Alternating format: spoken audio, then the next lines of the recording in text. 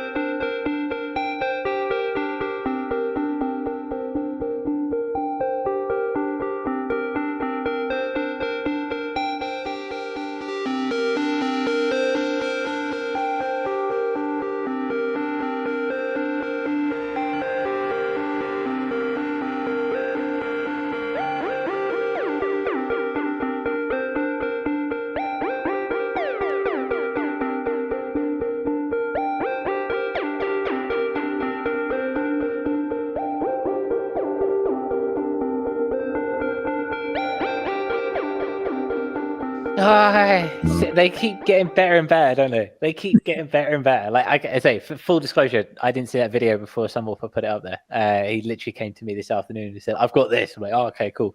And the idea again, we said it a couple of times the past couple of weeks. The idea of just an inspiration box just sitting there in iOS or on Android just for your thing, like the balance of power when it comes to like soft synths for the PC or the Mac, and you know, because some people use Mac, and then the idea of having them on an iPad. It's just that is just a pure box of inspiration right there. That sounds really nice. That sounds really, really bloody lush. And I mean, if anyone has ever been to Lavender Town, that is exactly what you need.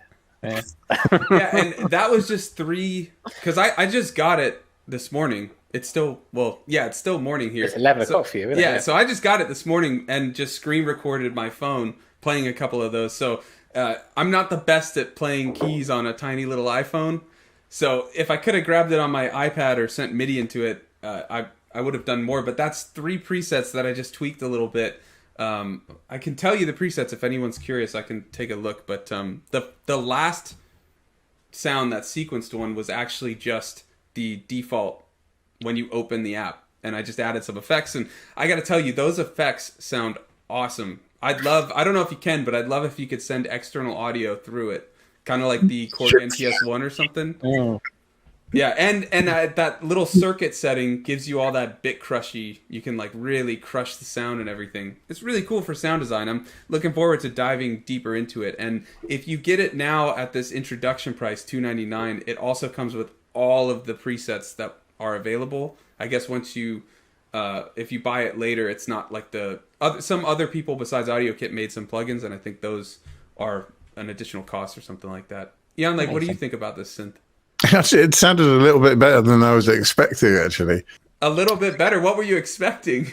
I don't know. I was just expecting closer to 8-bit, I suppose. Anything with bit in it usually. You're getting confused with the bits, bro. Come on, keep with the times. We're 16. Wow. I was thinking, wow, this is high fidelity stuff. But I love the chip flanger and what was it? There's the chip phaser, chip flanger, and I can't remember if it's chip delay or just stereo delay. Yeah. So I mean, like you, I want to know if that's something you can run something else through. Yeah. Even that bit crushing setting, and then the reverb isn't with the other effects. It's actually on the main, like where the filter and stuff is, the main segment. Looks like fun though. It certainly sounds nostalgic. That's for sure. Very much so. Yeah. I'd be curious, like, as you know, I have a theory that is very much bounded in truth that trap is going to unify the human race. And I would love to see some trap fused with chiptune using this. But it hasn't already. I don't know. I'm sure there's some chip trap or something. I'm sure chip trap, that's what you need. If anyone wants to make any chip trap and then they want to submit it to Audionautic Records, they can have it all. I just want to see it happen. Chip trap. Very much so. Very much so. So you've had some fun with that, Sunwarper. Yeah, for like 20 minutes. There you go. There you go. I mean, why do fidget cubes exist when you've got things like that in the world? That's what I'm saying. Make some chip trap instead. Exactly. Yeah, chip trap. That's all you need. We'd like to know what you guys would think. I might get that. I don't even have an iPad or anything like that. So if you like that clip, consider checking out our full live stream Audionautic Deep Space Network on YouTube, Spotify, and on Apple Podcasts. Yeah, and you can also join us for the live stream of said podcast at 7 p.m. UTC, 11 a.m. Pacific. Wonderful, yes. And finally, we have got the Audionautic Radio playlist, which is down in the description below. All the latest and the greatest of the underground electronica world that you see there. Fantastic stuff. Yeah, if you're looking for some new music or checking out some of the newest in electronic music, head to that link in the description, and we will see you in the next ADSN. Thanks for watching.